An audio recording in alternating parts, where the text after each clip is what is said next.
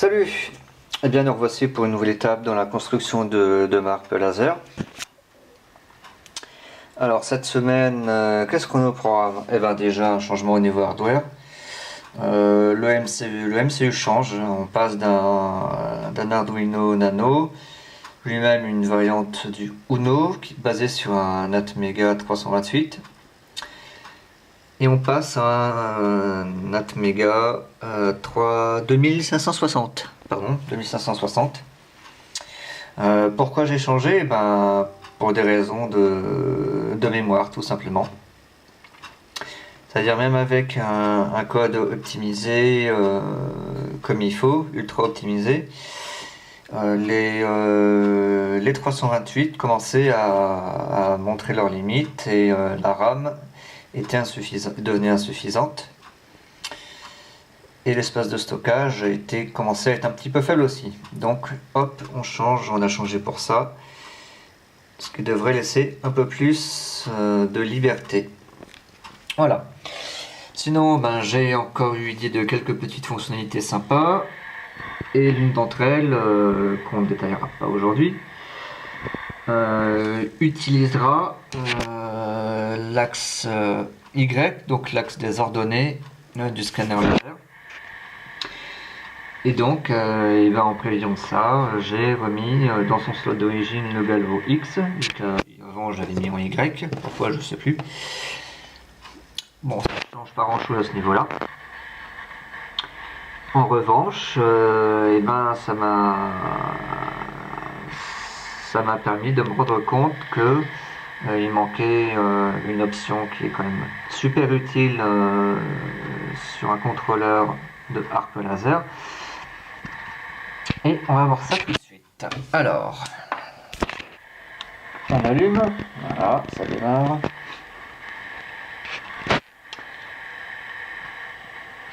Voilà.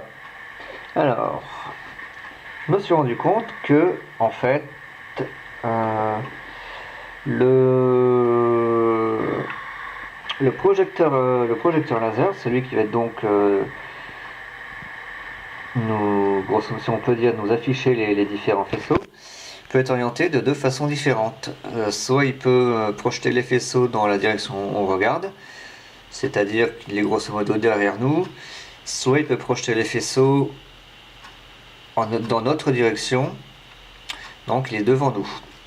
Donc ça a donné naissance à cette option-là, Laser Out, qui permet justement d'indiquer de façon très simple si le contrôleur émet les faisceaux comme s'il était derrière nous, donc back, ou alors s'il émet les faisceaux dans notre direction, front. Alors dans les faits,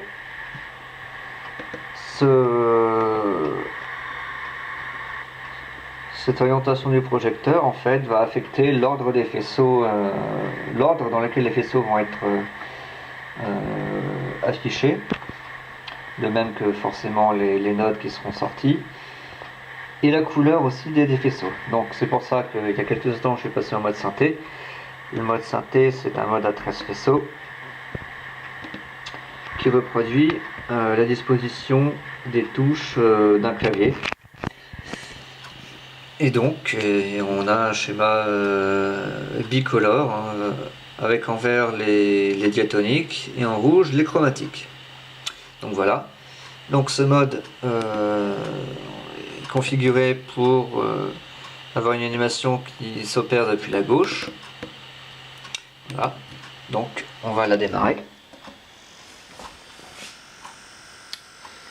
Alors oui, j'avais dit 13 faisceaux, et il y a des vides, et les vides correspondent évidemment aux chromatiques, aux faisceaux rouges, que je n'ai pas mis, vu que je n'ai pas branché de source rouge. En revanche, je peux tricher, voilà, et mettre une couleur qui comporterait du vert. Et on constate qu'il y a bien 13 faisceaux. Bon, la caméra semble avoir un peu de mal à suivre la vitesse de ma routine de scan, qui fonctionne à 57 Hz, ce qui est quand même très rapide. Mais bon, c'est pas grave. Alors, on va repasser en mode vert et rouge, et voilà. Donc, et on va fermer les faisceaux. Voilà qui est fait. Et on va passer en mode, voilà, en front et voir ce qu'il se passe. Voilà, je remets ça en route. Et voilà, miracle de la technologie ou du code ou ce que vous voulez. Ça s'opère maintenant depuis la droite. Ce qui veut dire que tout a subi une symétrie. Voilà. Donc voilà un petit peu cette nouvelle petite option qui est sympa et qui était quand même nécessaire. Donc voilà, ça symétrise les faisceaux, les notes, les couleurs et les animations. C'est tout bien. Allez, salut!